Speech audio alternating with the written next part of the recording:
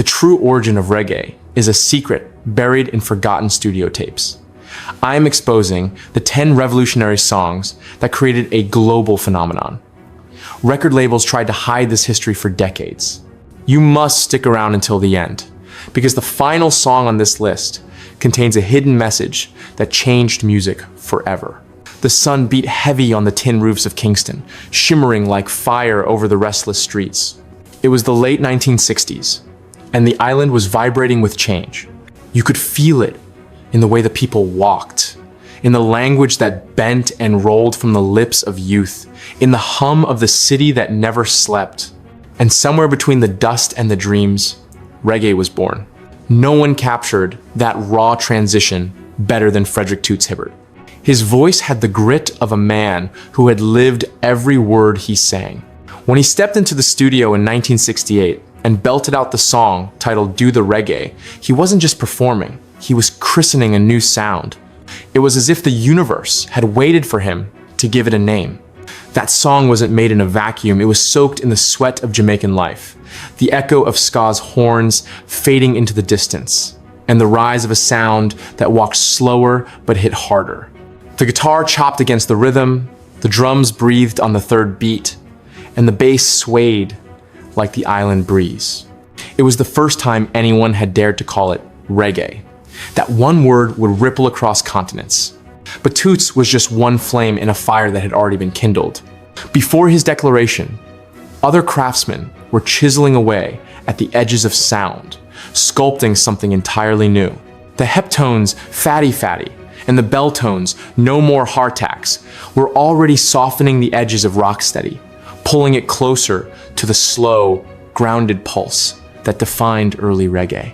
No, more hardtakes in particular carried a strange melancholy, a longing wrapped in rhythm. Its bass line rolled with the inevitability of a tide, and its vocals seemed to mourn even as they danced. The belltones didn't know it, but they were writing one of the first true reggae blueprints.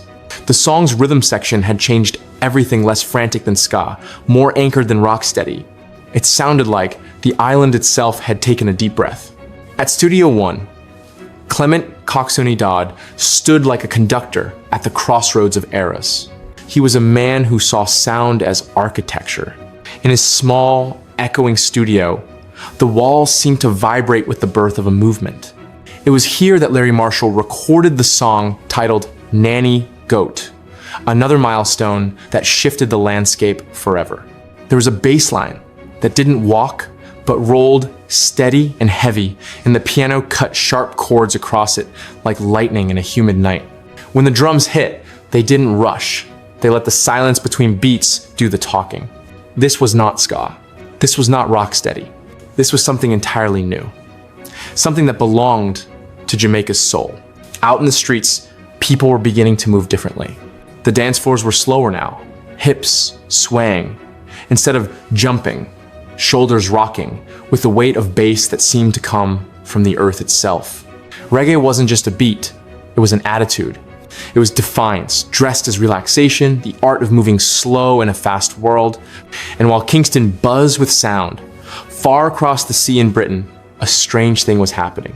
Immigrant youths from Jamaica brought their records with them, spinning these new sounds in smoky clubs where black and white kids alike gathered to move. The rhythms of Kingston were echoing through London, shaking the dance halls with songs like "Long Shot Kicked a Bucket" by the Pioneers. That song, wild in storytelling, took reggae's infectious energy to another dimension. It told the tale of a racehorse named Longshot, a story so simple it became folklore. The rhythm galloped, but it wasn't ska's sprint. It was reggae's confident stride. People in Britain, especially the skinhead subculture, fell in love with that beat. Not always understanding the words, but feeling the pulse. Reggae was crossing oceans, and Long Shot Kicked the Bucket proved that this island sound could tell stories universal in spirit. Back in Jamaica, innovation was a fever. The studios had become laboratories, and no one embodied that mad scientist spirit more than Lee Scratch Perry. Before the world knew him as a production genius, he was already stretching the limits of sound.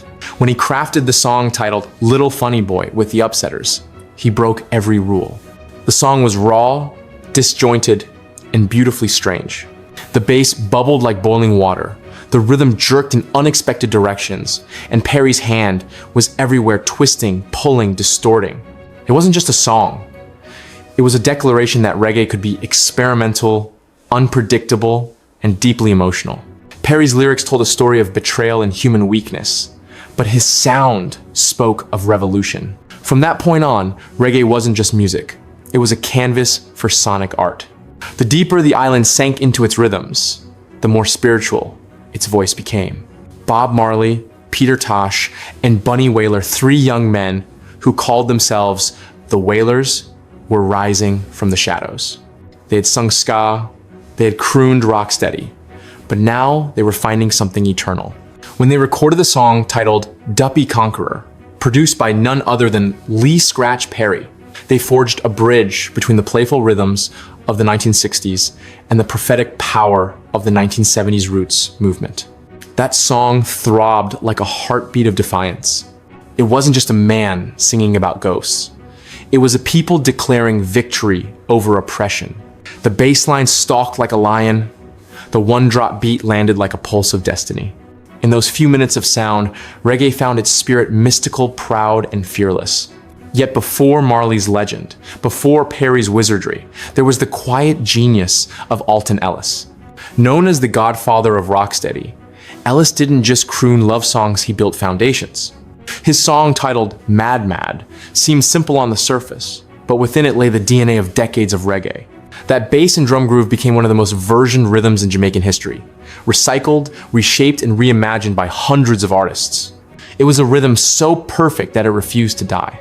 Producers would return to it again and again, using it as the heartbeat beneath countless reggae, dub, and dancehall tracks.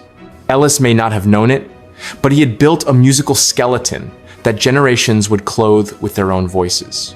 As sound engineers and producers began to isolate rhythm tracks, stripping away vocals to focus on pure groove, the idea of the instrumental reggae anthem was born. One of the most powerful examples was Return of Django by the Upsetters. It didn't need lyrics. The instruments did all the talking. The organ line danced mischievously over a rhythm that swaggered, while the bass dug deep into the floor. It was hypnotic, addictive, and completely unforgettable. Return of Django captured reggae's confidence, the realization that it didn't need words to make you feel. Its success in the UK proved that reggae had officially gone international. For the first time, an instrumental track from a tiny island studio was shaking the charts in London. Meanwhile, other artists were busy popularizing the very name of the genre. The song Reggae Girl by the Tenors was one such joyful proclamation, a song that took the word reggae and placed it proudly in its title for the world to see. It wasn't just a musical statement, it was cultural branding.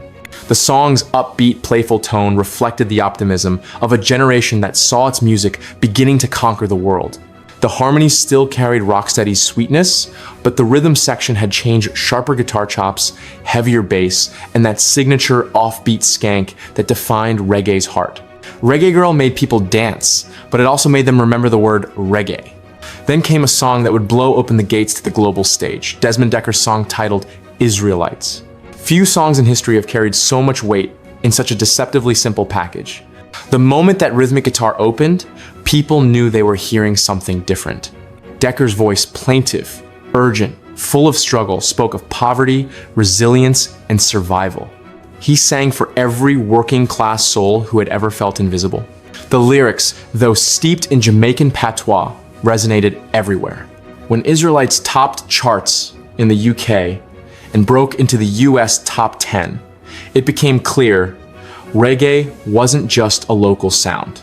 It was a language the whole world could understand. In that moment, reggae transformed from rhythm to revolution. It was the music of the oppressed, the chant of the streets, the poetry of the poor.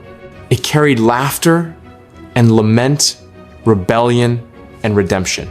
And as it spread through sound systems, records, and word of mouth, it began to evolve into something even greater.